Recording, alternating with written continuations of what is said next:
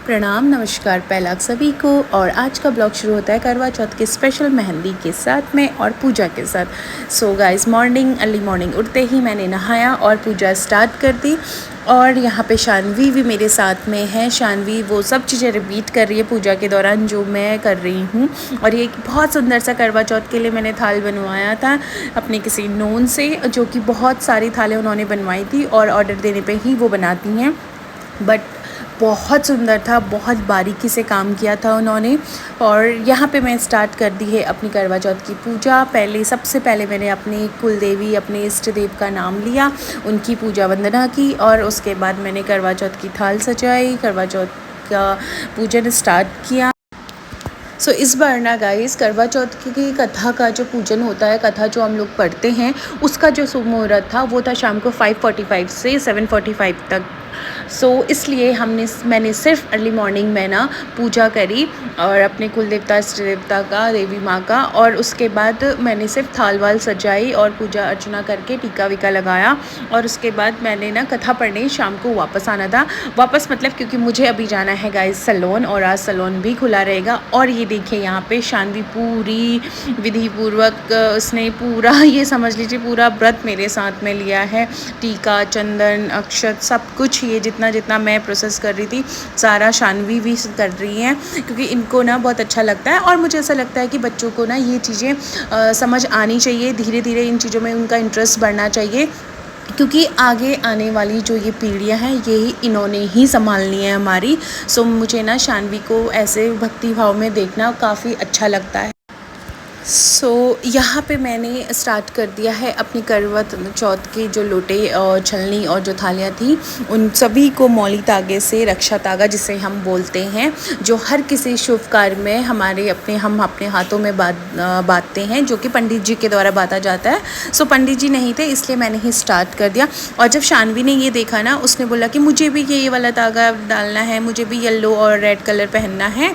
Guys, मैं पंडित जी की तरह बिल्कुल स्टार्ट हो गई, शानवी के हाथों में भी मौली तागा बांधने शुरू कर दिया। यहाँ पे समाप्त होती है मेरी पूजा और मैं निकल पड़ी हूँ अपने सैलून के लिए। सैलून जाके हम लोग बहुत अच्छे से रेडी हुए। मैंने बनाई थी कुछ इस तरीके की साड़ी, भाभी ने भी बनाई थी पर्पल कलर की साड़ी। और शाम को जब मैं घर आई तो 8:15 बजे के आसपास करीब चाँद आया। बट उससे पहले गाइस मैं बहुत ज़्यादा अपसेट हो गई थी, और क्योंकि मैं आपको भी कथा भी नहीं पढ़ पाई और ना ही मैं पूजा कर पाई, तो मम्मी ने ना मुझे कथा पढ़ के सुनाई, नेहू ने और मम्मी ने। और फिर यहाँ पे ना मुझे कोरी पूजा करनी पड़ी। मैंने सिर्फ करवा थाल लिया और बस ऐसे ही पूजा करी। और इवन चाँद को अर्घ भी, जल भी ना मेरे हस्बैंड ने ही चढ़ाया। चंद्रमा को अर्घ दे के हम लोग नीचे गए और हम लोग ना केक लेके आए थे, तो हमने केक काटना था। केक कट करते वक्त गाइस शानवी ने बहुत ज़्यादा हंसाया है सबको, मम्मी भी, नीहू भी, मैं, शेखर, सब लोग हम लोग बहुत हंस रहे थे, क्योंकि शानवी ने ना पहले ही कैंडल बुझा दी और फिर उसको केक खुद ही कट करना था।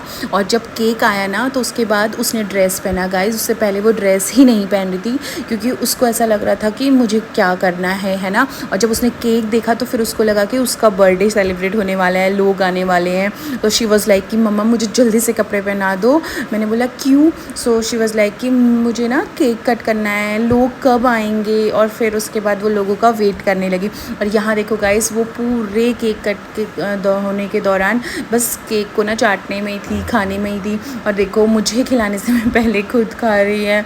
उसने इतना ज़्यादा हम लोगों को हंसाया, इतना फ़न किया, हमें बहुत मज़ा आया। और फाइनली अच्छे से हम लोगों ने करवा चौथ का जो व्रत था वो हमारा अच्छे से हो गया। और फिर हम लोगों ने खाया अच्छा सा खाना। फाइनली करवा चौथ का व्रत तो चले गया। और अब स्टार्ट कर दिए हमने दिवाली की पूजा।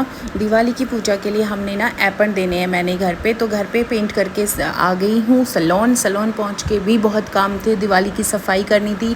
और दीक्षा और मैं लग गए हैं ये साफ़ सफाई पे। भाभी बना रही थी हमारी वीडियो। और सारा ही हमने सामान बाहर रख के साफ़ किया है, पूरा सैलून हमने साफ़ किया है। आप देख रहे हैं गाइस कितना ज़्यादा काम होता है being a working women. It's okay, करना पड़ता है, क्योंकि मैं खुद के लिए कर रही हूँ, किसी और के लिए नहीं।